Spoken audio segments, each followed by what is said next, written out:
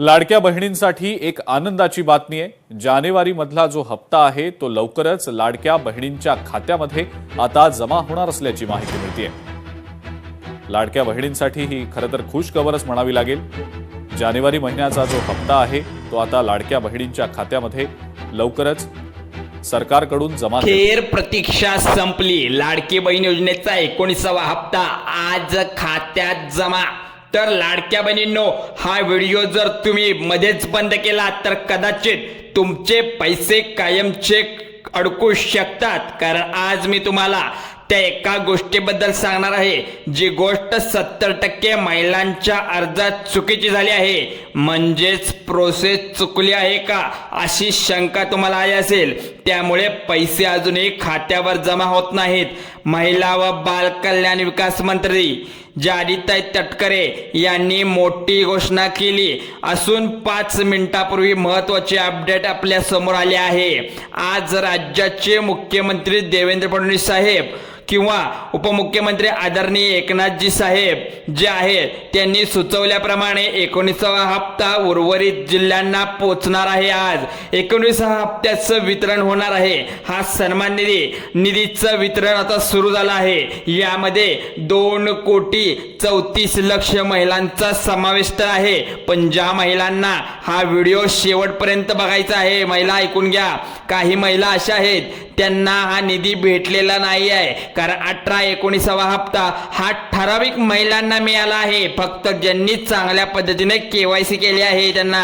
आता बघा, 12 जिल्ह्यांची आज यादी शासनाने वेबसाईटवर प्रसिद्ध केली आहे। हे 12 जिल्हे म्हणजे कुठले हेही या व्हिडिओच्या माध्यमातून तुम्हाला समजून जाईल। सर्व पात्र लाडक्या बहिणींना पैसे जमा होतील। पण दुःखद बातमी ही आहे, 60 लाख महिला योजनेतून वगळल्या आहेत आणि अशा महिलांना एक अपील म्हणून शेवटची संधी सरकार देणार आहे। अपात्र झालेल्या महिलांनी एक फॉर्म भरायचा आहे बघा इकडं, आणि सोबत 2 कागदपत्रे जोडून आपल्या गावातील अंगणवाडी सेविका आहेत का नाही तिकडे सेविकेकडे द्यायचा आहे।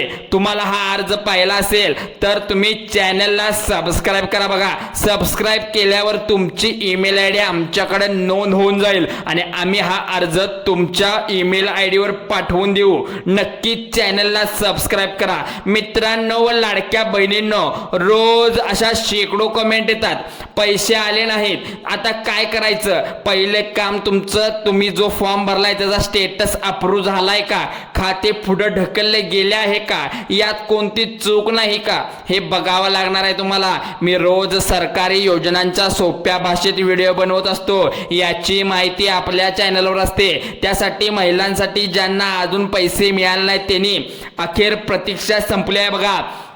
हप्ता सरकारकडून आज जमा करण्यात येणार आहे। फेब्रुवारीच्या 1 तारखेपासून बहीण वाट बघत आहेत, ते आतापर्यंत बघत आहेत। आज आहे 20 तारीख। आज पैसे यायला हवे होते 18 आणि 19व्या हप्त्याचे, अजूनपर्यंत पैसे आले नाहीत। त्यामुळे अजूनही लाडक्या बहिणी तुमच्या या सरकारी लाडकी बहीण योजनेची अजूनही वाट पाहत आहेत। त्यासाठी पहिले 12 जिल्हे निवडले आहेत।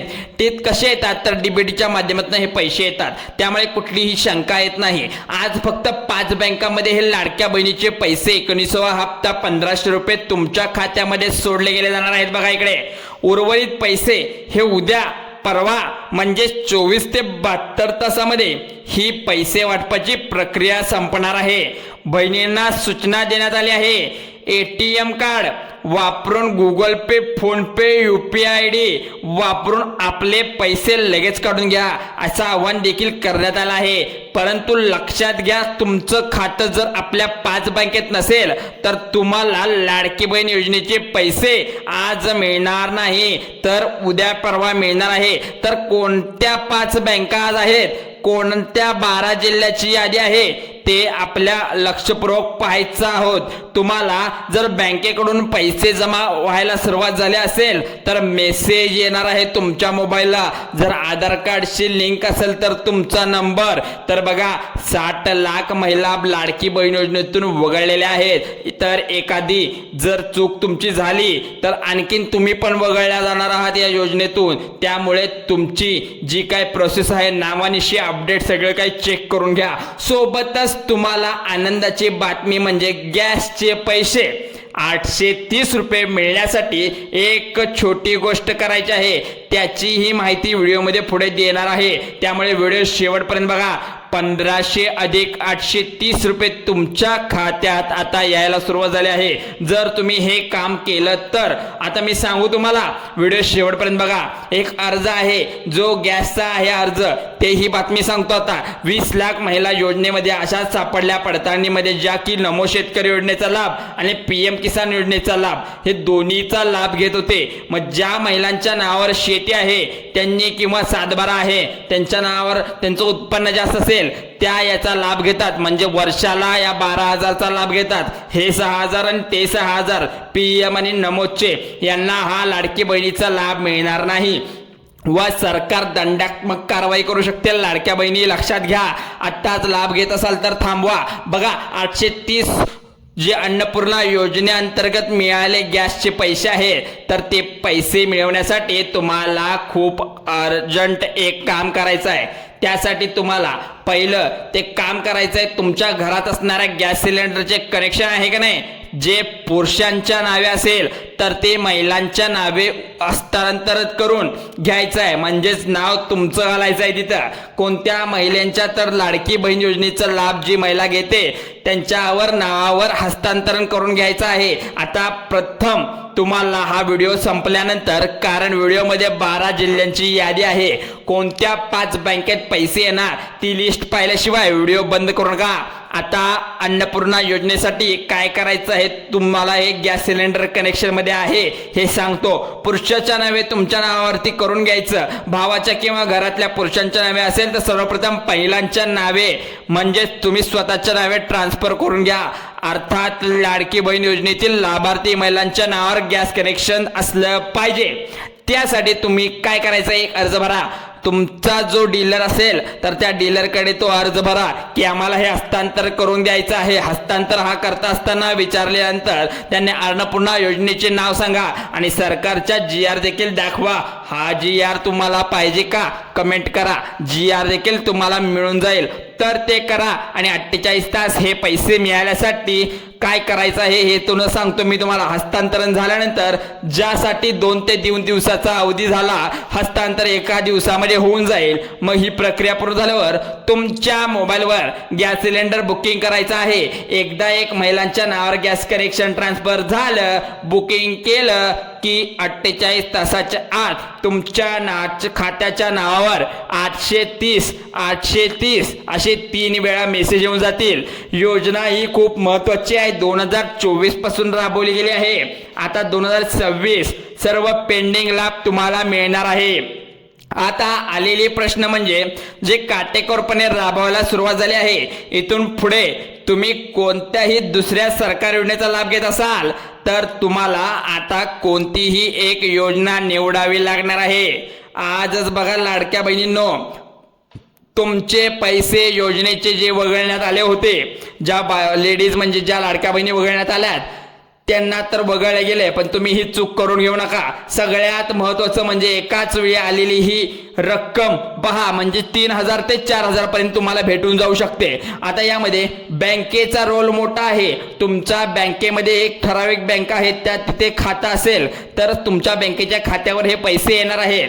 त्या बँकेचे नाव मी आत्ताच सांगणार नाही, कारण शेवटी बँक सगळ्यात जास्त लोक शोधत आहेत आणि ती बँक तुमची असू शकते. खूप महिलांचं खातं चालू आहे पण DBT ऍक्टिव्हेशन नसल्यामुळे पैसे परत गेले आहेत. आता लक्ष देऊन ऐका.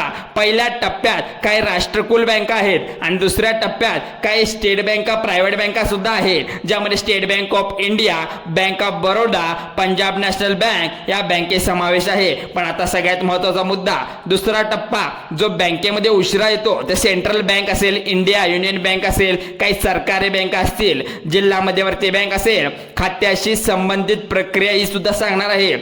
सगळ्यात मोठा प्रश्न हा, जर तुमचे पैसे थटले का तर तुम्ही चुकीची KYC, मग तुम्हाला आता ही सुद्धा प्रोसेस 3 स्टेपमध्ये सांगणार आहे. कारण एक पहिलं कारण जे बँक खात्याशी संबंधित महिलांचे खाते आधारशी लिंक असणं, दुसरं डीबीटीसाठी ॲक्शन नसते, बँकेत खाते चालू आहे का, पण सरकारी पैसे येण्यासाठी ॲक्टिवेटेड करायला लागतं का, मग तुमचं जे अप्रुव्हल झाले का वरून ते सुद्धा बघावं लागतं. दुसरं कागद म्हणजे कागदपत्र, आधार, बँक खाते, उत्पन्न प्रमाणपत्र सगळं बरोबर असूनही अर्जामध्ये छोटासा मिसमॅच असतो. म्हणजेच काय, स्पेलिंग मिस्टेक, वडिलांचं नाव, जन्मतारीख, एक छोटी चूक पैसे थांबवते. आता तिसरं कारण सांगण्याआधी एक गोष्ट लक्षात ठेवा, हे कारण एकदा चुकलं तर पुढच्या हप्त्यावरही परिणाम होतो.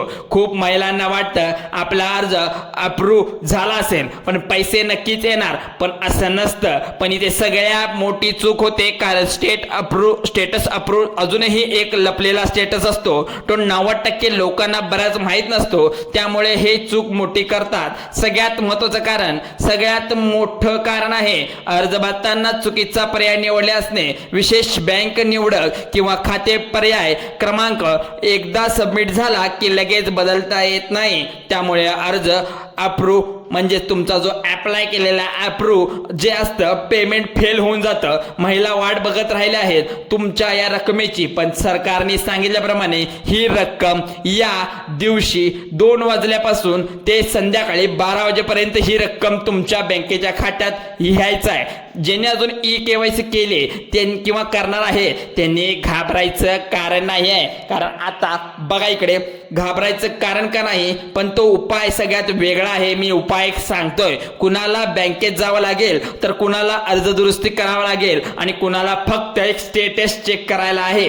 तो स्टेटस कुठे आणि कसा चेक करायचा हे मी पुढच्या व्हिडिओमध्ये सांगणार आहे. स्टेप बाय स्टेप प्रोसेस आपण आहे. म्हणून आता एक काम करा, आपल्या कमेंटमध्ये तुमचं नाव आणि तुमचा जिल्हा नाही तालुका लिहा. तुमचे पैसे आलेत की नाहीत आपल्याला स्टेटसद्वारे कळतं. तर किती दिवस झाले पुढच्या व्हिडिओमध्ये मी पूर्ण उपाय दाखवणार आहे. त्यामुळे तुम्ही हे चॅनल आत्ता सबस्क्राईब करून ठेवा, कारण ही बातमी बाहेर अद्याप कुठेही पसरलेली नाही. त्यामुळे तुमच्यापर्यंत ही बातमी पोहोचली आहे. ज्यामध्ये लाडकी बहीण योजनेचे पैसे जमा व्हायला सुरुवात तर झाली आहे, त्याबरोबर ज्या लाडक्या बहिणी KYC केलं नाहीत त्यांचे हे काम सुरू झाले आहे. त्यामुळे तुमचा जिल्हा आहे की नाही हे नाव मी आत्ताच सांगत नाही, ही बातमी तुम्हाला सुद्धा कळाली आहे. जिल्हा तुमचा असू शकतो, हा शेवटचा जिल्हा तुमचा असणार आहे. जिल्ह्यामध्ये पैसे आलेत की नाहीत हे सुद्धा मी इथं स्टेटसद्वारे चेक करत असतो. त्यामुळे आता तुमच्यापासून काय लपवायचं नाही, त्यामुळे आम्ही सगळं सांगून जातो. आता बघा, स्टार्टिंग होते ती पुणे जिल्ह्यापासून.